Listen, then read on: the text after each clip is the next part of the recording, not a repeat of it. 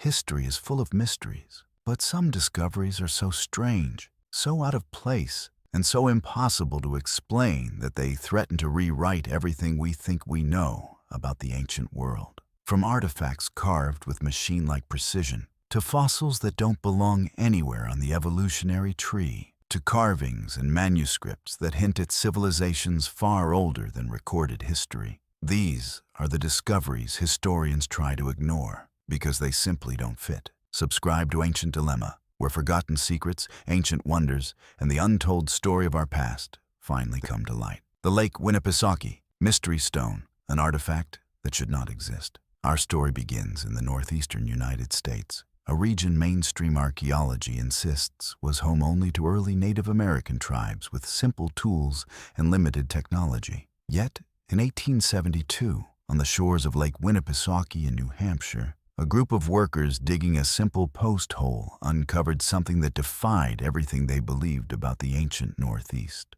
It was a perfectly carved, egg-shaped stone, smooth as glass, polished like a ceremonial artifact, and decorated with symbols that matched no known culture in North America or anywhere else on Earth. Faces, circles, geometric patterns, and strange lines covered the surface. Nothing about it suggested a tribal origin. This was not the artwork of local tribes. This was something else entirely. The first puzzle was the material itself. The stone was made of dark quartzite, a type not found anywhere in New Hampshire. It had to have been carried from far away, possibly from thousands of miles across the continent or across an ocean. But the deeper mystery came when researchers drilled into it, or tried to. Inside the egg, they found a perfectly smooth, machine-like shaft running straight through the center. The hole showed no tool marks, no scratches, no irregularities. It was consistent from end to end, something that should have required a modern rotary drill. But the stone had been found buried in a layer of soil older than any known metalworking in the region.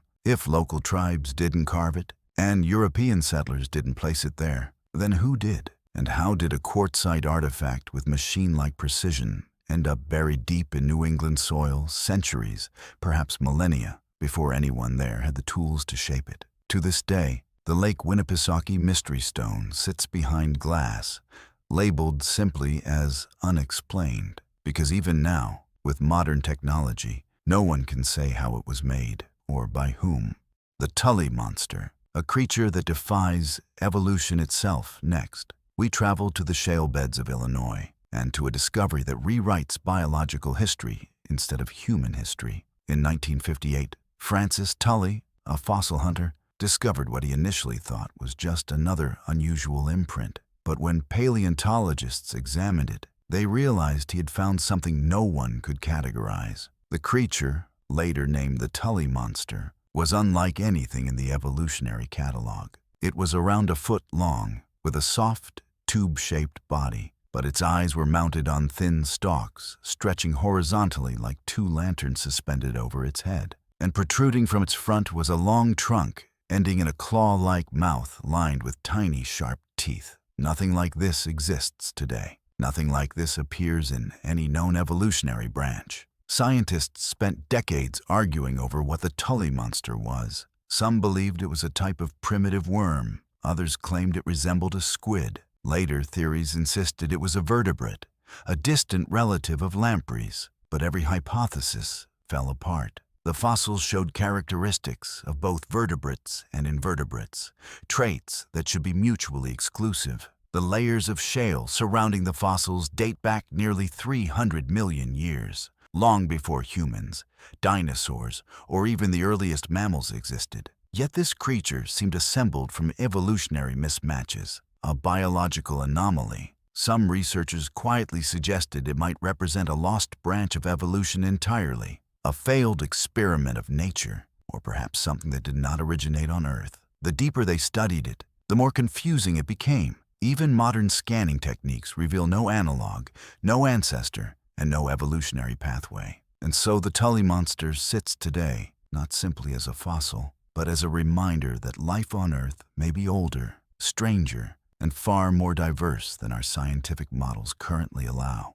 The Abydos, flying machine carvings, technology, In an age that shouldn't have had any, deep within the ancient temple of Seti I in Abydos, Egypt, lies a panel of hieroglyphs that stirred one of the greatest archaeological controversies of the last century. At first glance, the carvings look ordinary, the usual inscriptions honoring pharaohs, recounting conquests, and invoking the gods. But when sunlight hits them just right, certain shapes begin to emerge from the shadows, shapes that should not exist. There, carved thousands of years ago, appear outlines resembling modern flying machines, a helicopter-like body, a shape uncannily similar to a jet aircraft, forms that look like advanced weaponry, tanks, or submarines. Mainstream archaeologists quickly insisted these shapes were simply the result of over-carving, one pharaoh carving over the hieroglyph of another, creating coincidental silhouettes.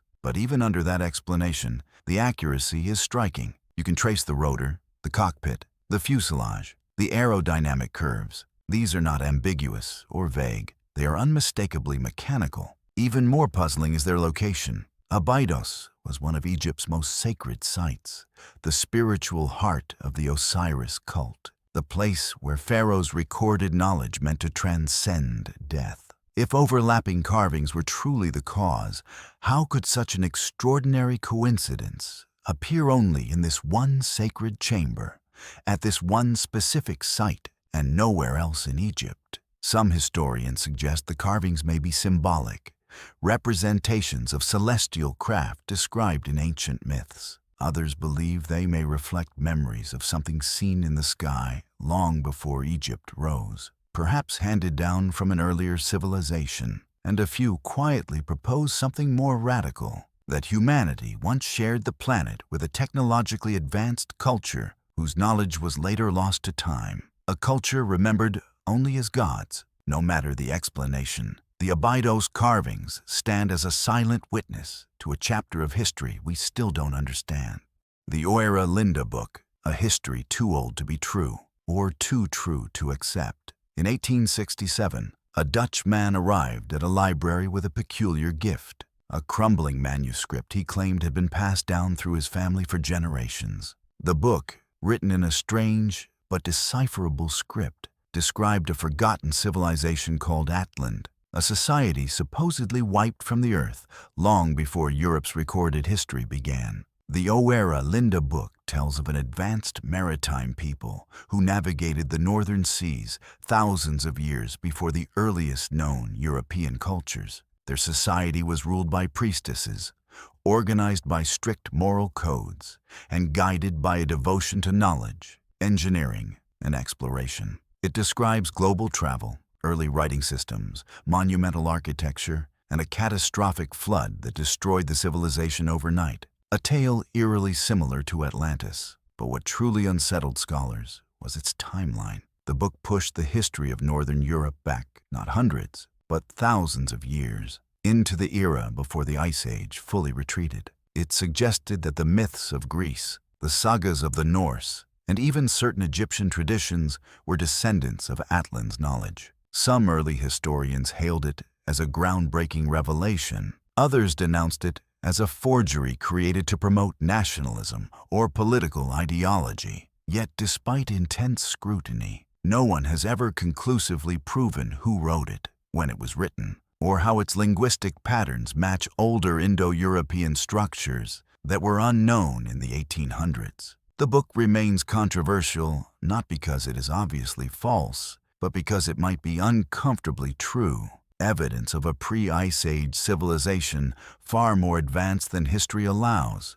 London's subterranean structure, a city older than London itself, beneath the modern streets of London, a city mapped, rebuilt, and recorded across centuries, lies a mystery almost no one knows about. In the late 1940s, during post-war reconstruction, workers expanding underground electrical lines broke into a chamber deep beneath the city. Inside, they found ancient rooms carved directly into the chalk bedrock, arranged with such precise geometry that they seemed impossible for ancient hands. The chambers were spacious, interconnected, and aligned almost perfectly to magnetic north. The walls bore soot marks from torches, suggesting the chambers had once been illuminated by firelight. Yet the soot was ancient, far older than Roman Britain, far older than the Middle Ages, possibly older than London itself. Archaeologists expected a Victorian tunnel system or a medieval cellar. Instead, they found tools and markings